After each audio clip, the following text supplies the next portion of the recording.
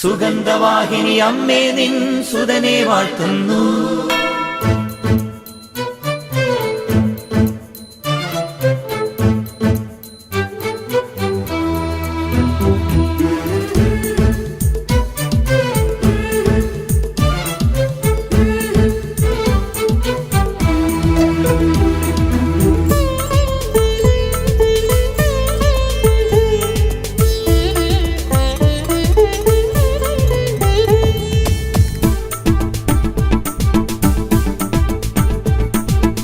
സുഗന്ധവാഹിനി അമ്മേ നിൻ സുതനെ വാഴ്ത്തുന്നു.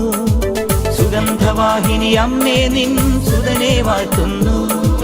സുഹൃതങ്ങൾ നിറഞ്ഞിടാൻ സുതനെ വാഴ്ത്തുന്നു. സുഹൃതങ്ങൾ നിറഞ്ഞിടാൻ സുതനെ വാഴ്ത്തുന്നു. സുഗന്ധവാഹിനി അമ്മേ നിൻ സുതനെ വാഴ്ത്തുന്നു. സഹോദരങ്ങളെ, പ്രഭാതവന്ദനം. ഇന്നത്തെ സുവിശേഷം ലൂക്കായുടെ സുവിശേഷം 2-ാം അധ്യായത്തിൽ നിന്നാണ്. ഈശോയും ഔസേപ്പിതാവും മാതാവും ഒക്കെയായിട്ട് ദേവാലയത്തിൽ പോയതിന് ശേഷം ഈശോയെ കാണാതെ പോകുന്നു. അല്ലെങ്കിൽ ഒരു ദിവസം കഴിഞ്ഞ് ഈശോയെ കാണാതെ പോവുകയാണ്. മാതാവിന് മനസ്സിലായി. അവർ തിരിച്ചു ചെല്ലുകയാണ്. തിരിച്ചു ചെല്ലുമ്പോൾ ചോദിക്കുന്നൊരു ചോദ്യമുണ്ട്. നിൻ്റെ പിതാവും ഞാനും എത്രമാത്രം ഉത്കണ്ഠയോടെയാണ്, അല്ലെങ്കിൽ എത്രമാത്രം സ്ട്രെസ്സായി എന്ന് നിനക്കറിയാമോ? ഇവിടെ പരിശുദ്ധ അമ്മ ഔസേപ്പിതാവിനെ ആണ് ഏറ്റവും ആദ്യം പറയുക. നിൻ്റെ പിതാവും ഞാനും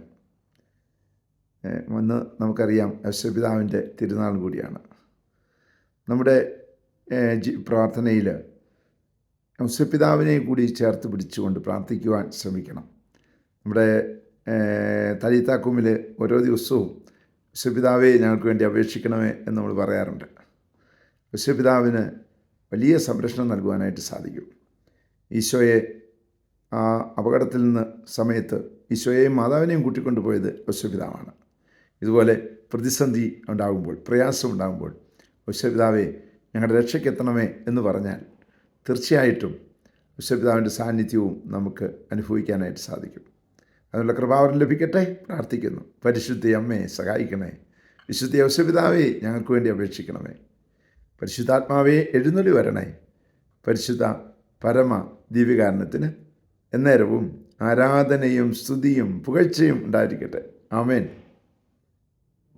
നമ്മുടെ കർത്താവായ യേശുക്രിസ്തുവിന്റെ കൃപയും പിതാവായ ദൈവത്തിന്റെ സ്നേഹവും പരിശുദ്ധാത്മാവിന്റെ സംസർഗവും സഹവാസവും സ്നേഹവും ശക്തിയും കൃപയും എല്ലാ അനുഗ്രഹങ്ങളും സമൃദ്ധമായി നിങ്ങൾ ഏവരോടും കൂടെ ഉണ്ടായിരിക്കട്ടെ, ഇപ്പോഴും എപ്പോഴും എന്നേക്കും. ആമേൻ.